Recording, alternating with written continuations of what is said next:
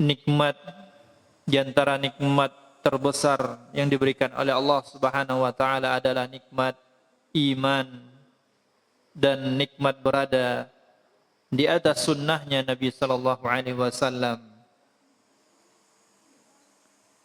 Di samping itu juga ada nikmat yang patut kita syukuri bersama, yang mana Allah Subhanahu wa taala berikan kita nikmat kesempatan dan nikmat keinginan menuntut ilmu atau duduk di majlis ilmu. Sering kami sampaikan bahwasanya nikmat ini mungkin banyak orang lupa.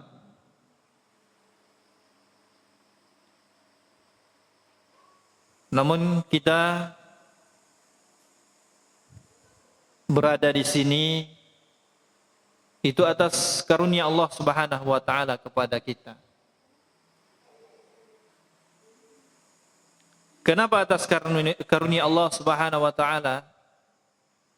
Kalau bukanlah karunia Allah Subhanahu wa taala, mungkin kita tidak akan mau untuk duduk mendengarkan, belajar, memurajaah, mengkaji ulang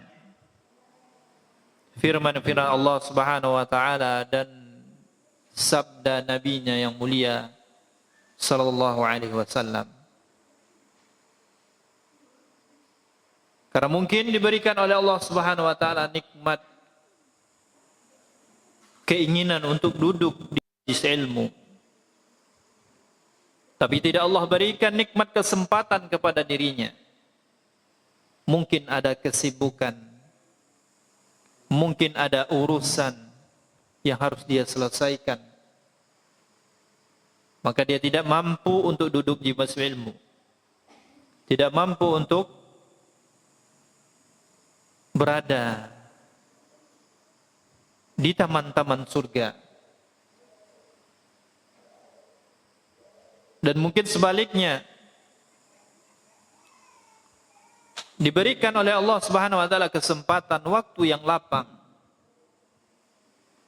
kemudahan diberikan oleh Allah Subhanahu wa taala untuk duduk di majlis ilmu dengan sarana prasarana yang diberikan.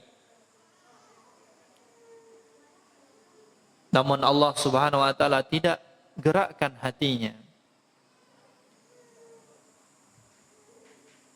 Tidak Allah beri karunia kepada hatinya untuk bersedia dan ingin duduk di majlis ilmu. Maka alhamdulillah, kita yang saat ini diberikan oleh Allah Subhanahu wa taala kesempatan dan keinginan dari hati kita untuk duduk di majlis ilmu. Kaum muslimin yang dimuliakan Allah Subhanahu wa taala dan kaum muslimat yang dimuliakan Allah Subhanahu wa taala. Salawat serta salam tak lupa pula kita haturkan kepada junjungan kita, Nabi kita yang mulia, Nabi Muhammad sallallahu alaihi wasallam, dan juga kepada keluarga beliau, istri-istri beliau, putra-putri beliau, serta sahabat-sahabat beliau yang mulia, senantiasa berjuang dengan harta dan jiwa mereka mendukung dakwah Nabi sallallahu alaihi wasallam hingga dakwah tersebut tersebar ke seluruh penjuru dunia, tentunya dengan izin Allah Subhanahu wa taala. Dan juga kepada kaum muslimin yang senantiasa berusaha untuk berpegang teguh dengan sunnah Nabi sallallahu alaihi wasallam walaupun seperti memegang bara api, yang digambarkan oleh Rasulullah sallallahu alaihi wasallam bahwasannya di akhir zaman umatku yang berpegang teguh dengan sunnahku itu seperti memegang bara api. Dia coba pegang, kemudian dia lepaskan lagi. Dia coba pegang dan kemudian dia lepaskan lagi. Seperti itu peribaratan seseorang yang berpegang teguh, mencoba untuk berusaha mengamalkan petunjuk Nabi sallallahu alaihi wasallam, berusaha mengamalkan sunnah Nabi sallallahu alaihi wasallam, maka dia seperti memegang bara api. Maka kita harus terus memperdalam ilmu kita, mengkokohkan keimanan kita, agar kita senantiasa bisa menggenggam sunnah Nabi sallallahu alaihi wasallam hingga akhir hayat kita. Amin amin ya rabbal alamin. Kaum muslimin wal muslimat, a'azzanallahu wa iyyakum jami'an.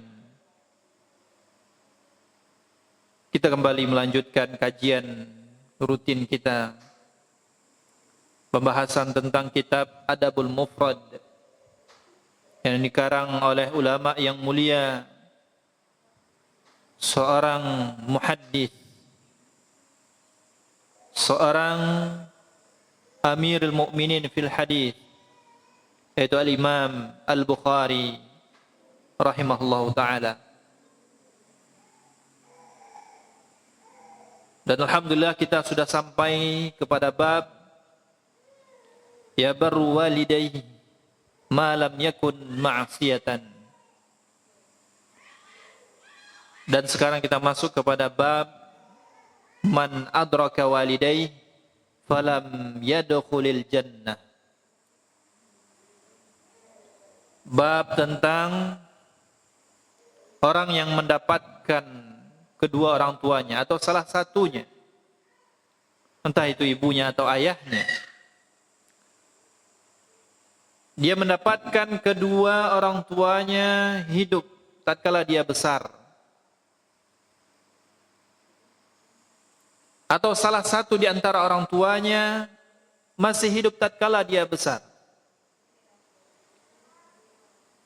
akan tetapi dia tidak masuk ke dalam surga. Ini pembahasan kita pada malam hari ini tentang orang yang mendapatkan orang tuanya hidup, akan tetapi dia tidak masuk ke dalam surga. Kaum muslimin wal muslimat rahimani wa rahimakumullah.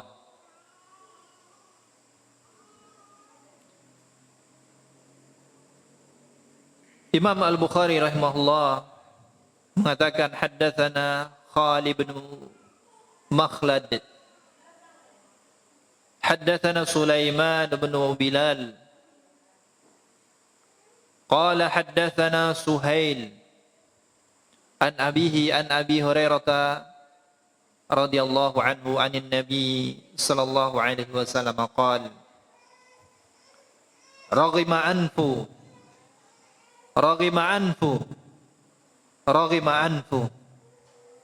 qalu ya Rasulullah man qala man adraka walidayhi indal kibar aw ahaduhuma fadakhala an-nar. Kaum muslimin wal muslimat yang dimuliakan Allah Subhanahu wa taala, Al-Imam Bukhari rahimahullah mengatakan telah mengajarkan kepada kami Khalid bin Makhlad. Ia berkata telah mengajarkan kepada kami Sulaiman ibn Bilal. Qala haddatsani Suhail, telah mengajarkan kepada kami Suhail dari ayahnya, dari Abu Hurairah radhiyallahu anhu. Dari Nabi sallallahu alaihi wasallam bersabda, raghima anfu, raghima anfu, raghima anfu. Kata Nabi sallallahu alaihi wasallam sebanyak 3 kali, celaka, celaka dan celaka. Kemudian para sahabat bertanya, Ya Rasulullah, man? Wahai Rasulullah, siapa yang celaka?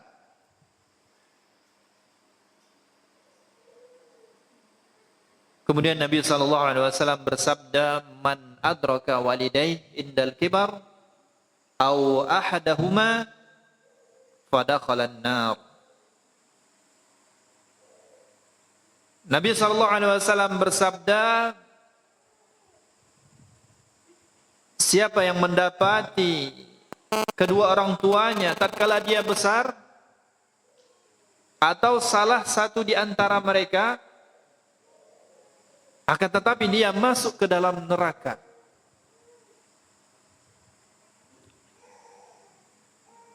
Kaum muslimin wal muslimat, a'azanallahu wa iyyakum jami'an. Dari hadis ini dapat kita menyimpulkan bahwasannya kesempatan emas, kesempatan besar bagi kita untuk memudahkan jalan kita ke dalam surganya Allah Subhanahu wa taala dengan berbakti kepada kedua orang tua. Atau berbakti kepada salah satu di antara mereka tatkala mereka masih hidup dan kita sudah dewasa.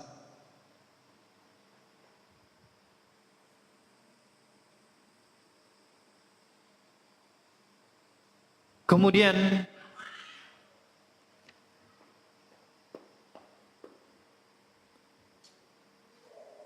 kaum muslimin yang dimuliakan Allah Subhanahu wa taala, tatkala orang tua kita beranjak usianya menuju tua, maka disinilah letak ujian kepada kita. Ketika orang tua masih umur 50 tahunan atau masih umur 40, 50, 60, itu masih kuat. Akan tetapi ketika orang tua kita sudah tua,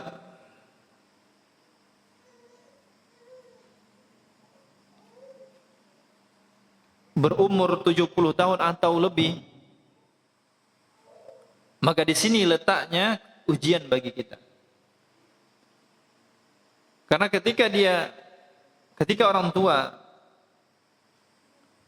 sudah berumur lansia, banyak di antara manusia yang tidak sanggup untuk merawat orang tuanya, sehingga dia titipkan ke panti jompo. Banyak di antara manusia di kalangan kaum muslimin menitipkan orang tua mereka di panti jompo. Maka hilanglah kesempatan mereka untuk mendapatkan jalan mulus menuju surga Allah Subhanahu wa taala. Karena dia sudah menyia-nyiakan orang tuanya. Karena dia sudah menyia-nyiakan kesempatan emas untuk berbakti kepada orang tuanya. Tatkala orang tuanya sudah lansia, sudah tua.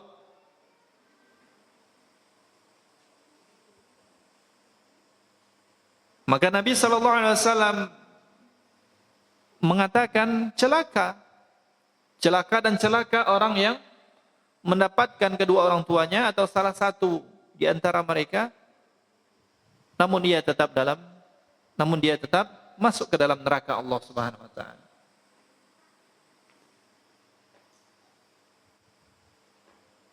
Dan sabda Nabi SAW ini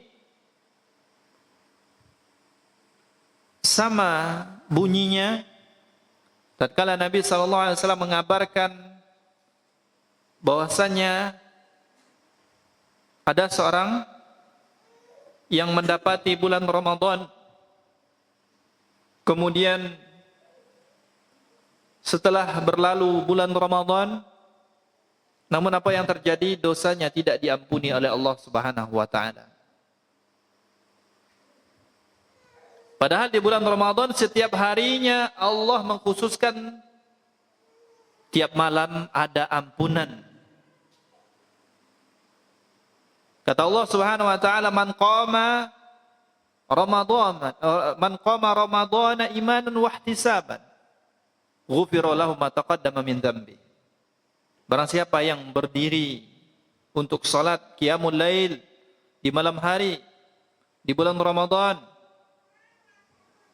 maka Allah Subhanahu wa taala akan mengampuni dosa-dosanya yang telah lalu. Ini kesempatan sudah diberikan, namun kesempatan tersebut disia-siakan. Begitu halnya tatkala seorang mendapati kedua orang tuanya atau salah satunya di usia orang tua sudah lansia yang butuh untuk perhatian anaknya, yang butuh untuk bakti anaknya kepada dirinya. Namun anaknya menyia-nyiakan. Namun anaknya menempatkan orang tuanya di panti jompo. Maka hilanglah kesempatan dirinya untuk masuk ke dalam surga Allah Subhanahu wa taala. Bahkan dapat menjatuhkan dia ke dalam neraka Allah Subhanahu wa taala. Maka hadis ini sebagai renungan bagi kita. Sebagai peringatan bagi kita semua untuk memperhatikan kedua orang tua kita. Yang masih punya orang tua, orang tuanya masih hidup, maka jangan sia-siakan kesempatan ini untuk berbakti kepada mereka. Karena setelah mereka meninggal, maka kesempatan berbakti itu sangat kecil.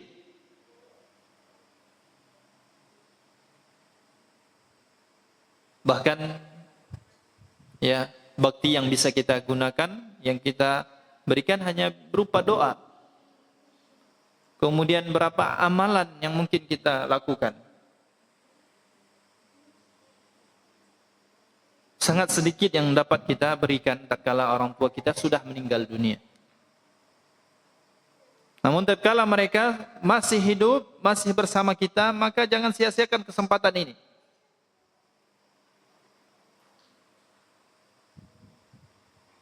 Berikan yang terbaik kepada kedua orang tua kita. Buat dia senang, buat dia bahagia.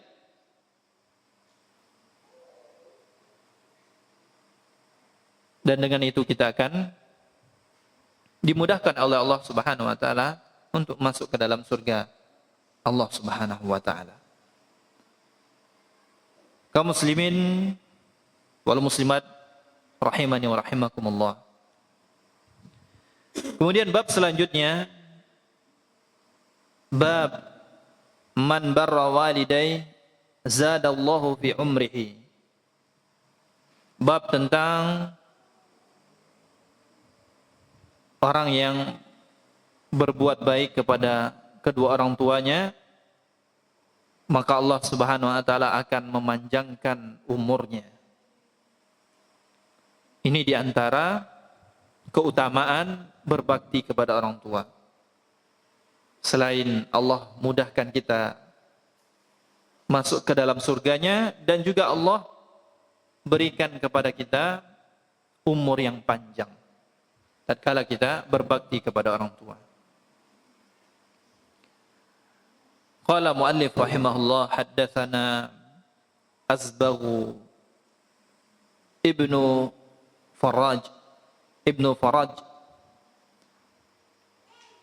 qala akhbarani ibnu Wahbin an Yahya ibn Ayyub an Zabban ibn Fa'id an Sahl ibn Mu'adh an abihi qala Nabi sallallahu alaihi wasallam man barra walidayhi tuba lahu zadallahu azza wa jalla fi umrihi. Bab tentang berbakti kepada orang tua memanjangkan umur seseorang.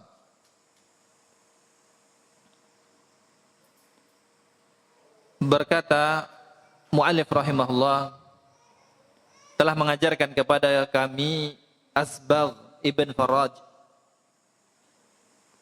Ia berkata telah mengabarkan kepada kami Ibnu Wahbin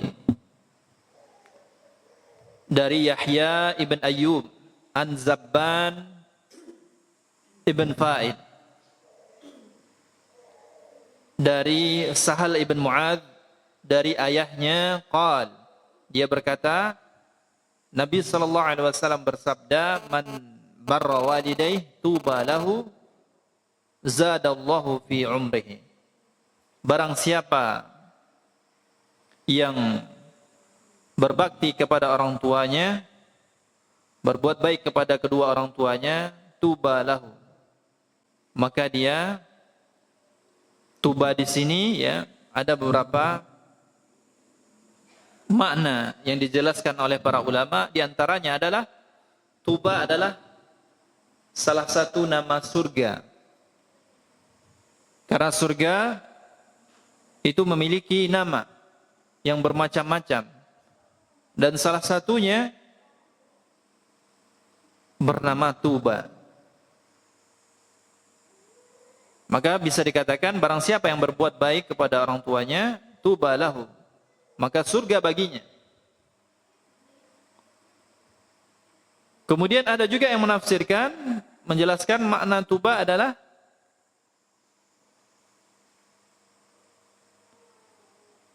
kebaikan yang banyak. Kebaikan yang banyak.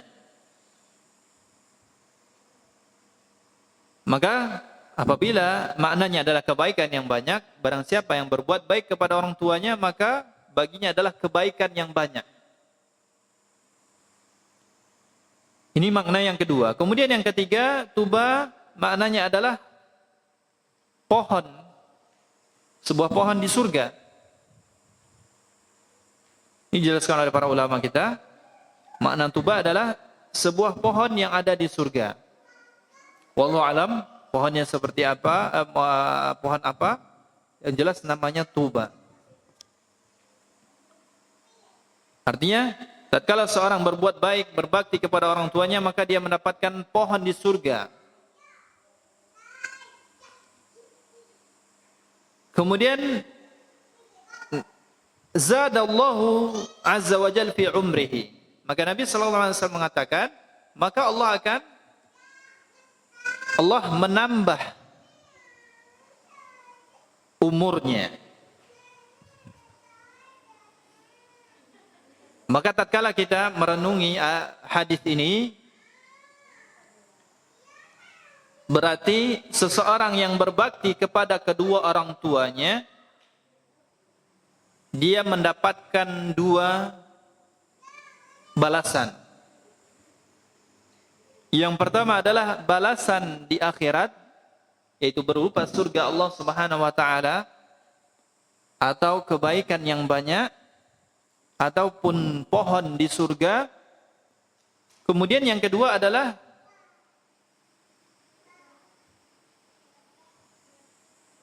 pahala atau balasan di dunia, yaitu berupa Allah panjangkan umurnya. Dan terkait dengan Allah panjangkan umurnya, para ulama juga berbeda pendapat terkait dengan maksud Allah panjangkan umurnya di sini. Maka sebagian ulama mengatakan zadallahu fi umrihi, Allah menambah umurnya, Allah akan menambah umurnya. Maknanya adalah keberkahan. Umurnya tetap sesuai dengan yang sudah Allah tetapkan ketika dia berada di rahim orang tuanya. Kemudian tatkala dia besar, berbakti dia kepada orang tuanya, dia berikan terbaik kepada kedua orang tuanya, dia jaga orang tuanya, dia layani orang tuanya, maka Allah Subhanahu wa taala memberkahi umurnya di dalam kehidupannya. Kemudian setiap harinya Allah berkahi. tatkala dia berbakti kepada orang tuanya. Kemudian sebagian lagi mengatakan bahwasanya secara hakikat benar Allah tambah umurnya. Allah panjangkan umurnya. Maka tatkala seseorang berada di rahim kedua orang di rahim ibunya, kemudian Allah Subhanahu wa taala menetapkan umurnya, kemudian tatkala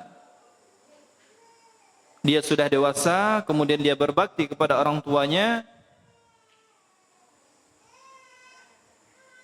dia berikan terbaik kepada orang tuanya, maka Allah Subhanahu wa taala menetapkan dan memerintahkan malaikat ya untuk menambah umurnya. Dan ini dua penjelasan dari para ulama kita. Wallahu a'lam ya. Sebagian para asatidzah kita ada yang menguatkan bahwasanya benar ditambah umurnya. Ini pendapat yang banyak dipilih oleh asatidzah kita. Bahwasanya betul-betul Allah Subhanahu wa taala tambah umurnya tatkala seseorang berbakti kepada kedua orang tuanya.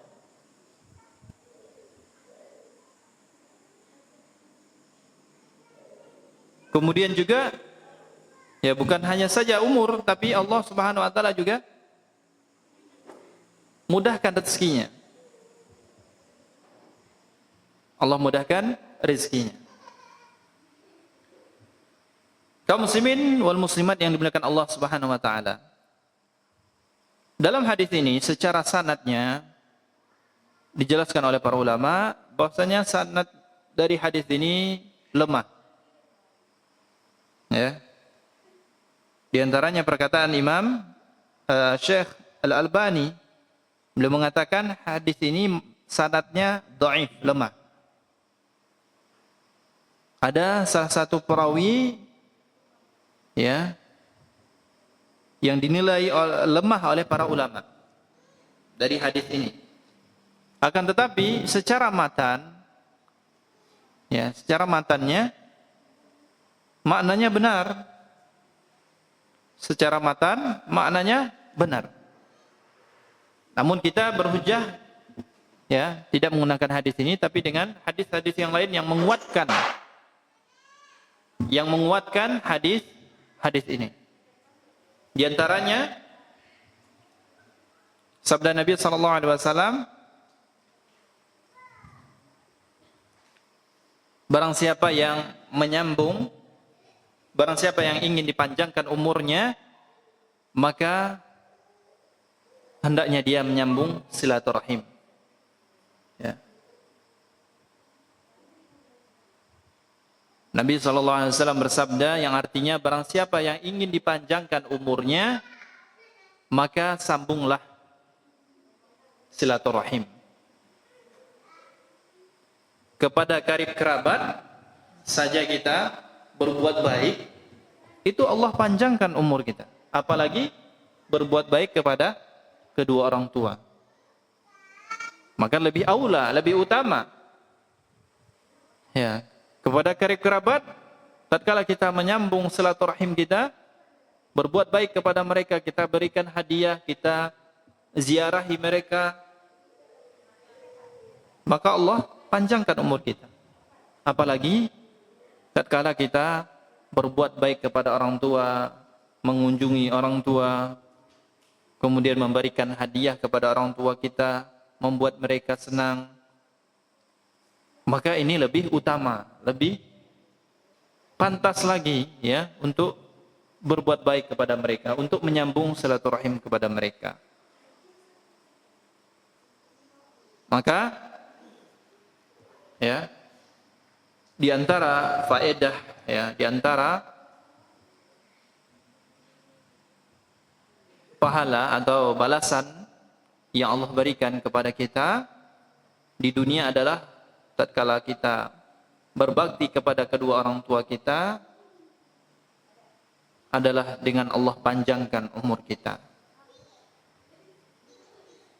Kemudian tidak saja dipanjangkan, namun Allah Subhanahu wa taala juga memberkahi umur kita. Maka kaum muslimin wal muslimat yang dimuliakan Allah Subhanahu wa taala, maka jangan sia-siakan kesempatan kita untuk berbakti kepada orang tua kita. Jangan sampai kita membuat mereka sedih. Jangan sampai membuat mereka menangis, meneteskan air mata karena ulah kita, karena perangai kita. Maka buatlah mereka untuk tersenyum, buatlah mereka tertawa, buat mereka bahagia, agar kita diberkahi oleh Allah Subhanahu wa taala umur kita dan dipanjangkan oleh Allah Subhanahu wa taala umur kita, serta Allah mudahkan rezeki kita. Kaum muslimin wal muslimat rahimani wa rahimakumullah. Kemudian bab selanjutnya, hadis yang ke-23, bab tentang la yastaghfirullah li abihi al-musyrik. Bab la yastaghfiru li abihi al-musyrik. Ya. Bab tentang tidak boleh meminta ampun, ya, meminta ampun terhadap atau meminta ampun kepada Allah Subhanahu wa taala terhadap orang tua yang musyrik. Kita dilarang oleh Allah Subhanahu wa taala meminta ampun, ya, kepada Allah Subhanahu wa taala tatkala orang tua kita dalam keadaan musyrik, dalam keadaan tidak beriman kepada Allah. Baik tatkala mereka meninggal dunia maupun tatkala mereka hidup. Ya, kita tidak boleh meminta ampunilah orang tua hamba ya Allah, dan orang tuanya masih dalam keadaan kafir, ya, tidak beriman kepada Allah Subhanahu wa taala, maka dilarang untuk meminta ampun kepadanya, meminta ampun untuknya. Hadisnya, haddatsana Ishaq qala akhbarana Ali ibn Husain qala haddatsani abi an Yazid an-Nahwi an Ikrimah an Ibn Abbas fi qawlihi azza wa jal imma yablughanna 'indal kibara ahaduhuma aw kilahuma fala taqul lahumā uff ila qawlihi kama rabbayani shaghira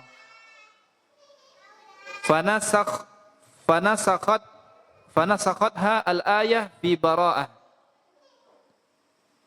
ma kana linabiyyin والذين آمنوا أن يستغفروا للمشركين ولو كانوا أولي القربى من بعد ما تبين لهم أنهم أصحاب الجحيم.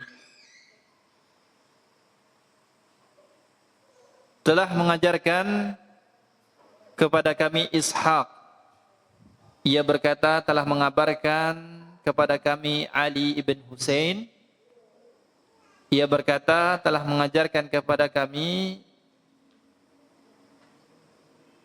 ayahku, ya, dari Yazid An-Nahwi, dari Ikrimah, dari Ibn Abbas. Tatkala Ibn Abbas, ya, mengomentari atau memahami ayat, ya, firman Allah Subhanahu wa taala di dalam surat Al-Isra ayat 23 tentang seorang anak, ya, tidak boleh untuk berkata berkata berkata cis kepada kedua orang tuanya. Kemudian sampai firman Allah Subhanahu wa taala dalam surat Al-Isra ayat 24. Firman Allah, kama rabbayani shaghira, sebagaimana mereka merawat kami, mendidik kami tatkala kecil. Kemudian di dalam ayat pada surat At-Taubah ayat 113 tentang firman Allah Subhanahu wa taala, maka nabi nabiyyin walladzina amanu ayastaghfiru lil musyrikina walau kanu ulil qurba min ba'di ma tabayyana lahum annahum ashabul jahim. Maka tidak boleh bagi seorang nabi dan bagi orang-orang yang beriman meminta ampun untuk orang musyrik, orang-orang yang kufur kepada Allah Subhanahu wa taala, tidak mengimani Allah Subhanahu wa taala, walaupun mereka adalah ulul qurba, walaupun mereka adalah kerabat dekat. Setelah jelas bagi mereka, ya, min ba'di ma tabayyana lahum annahum ashabul jahim, telah jelas, ya, kepada mereka bahwasanya mereka adalah ashabul jahim, penduduk neraka.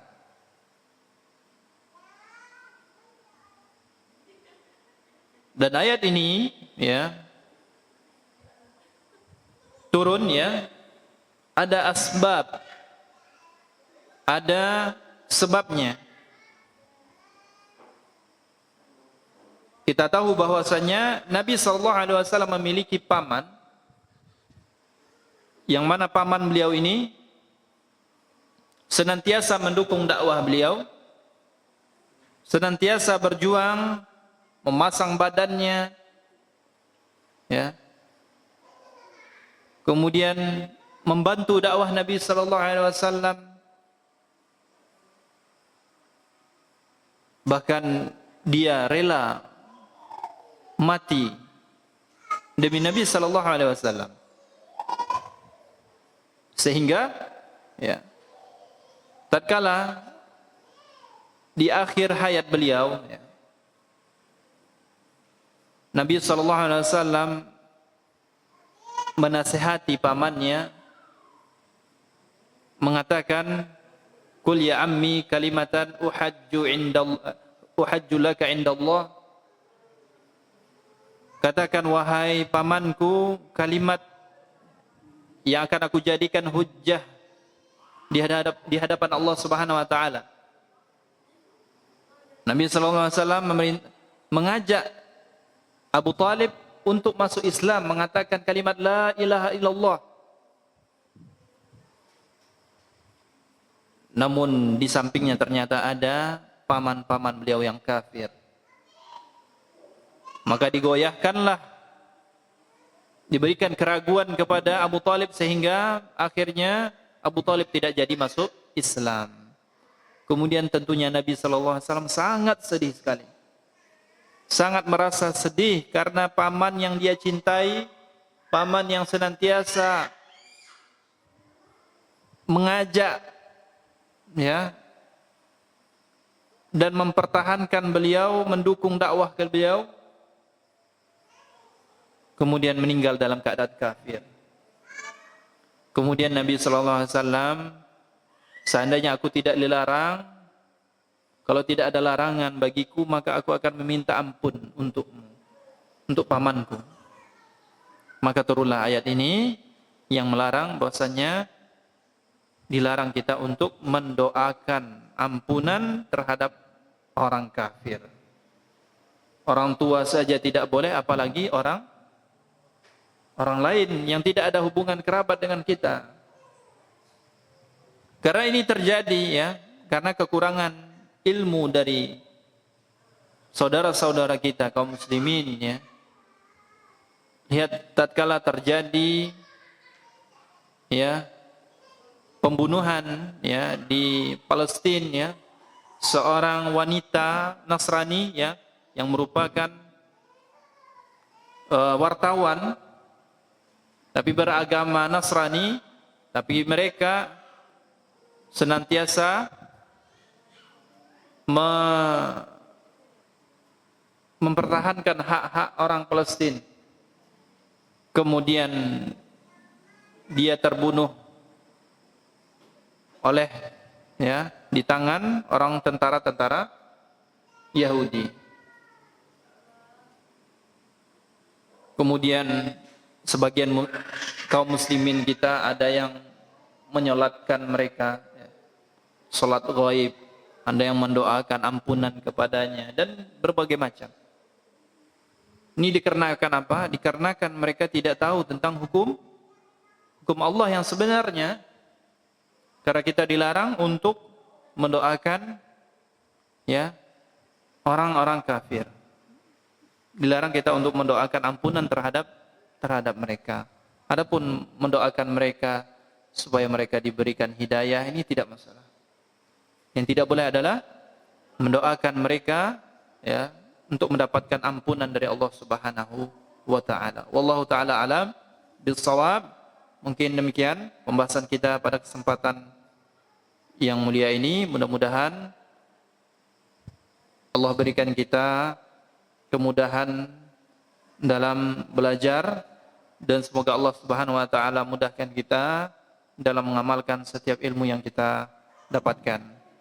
Mari kita tutup dengan doa kafaratul majlis. Subhanakallahumma wa bihamdika asyhadu an la ilaha illa anta astaghfiruka wa atubu ilaik. Assalamualaikum warahmatullahi wabarakatuh.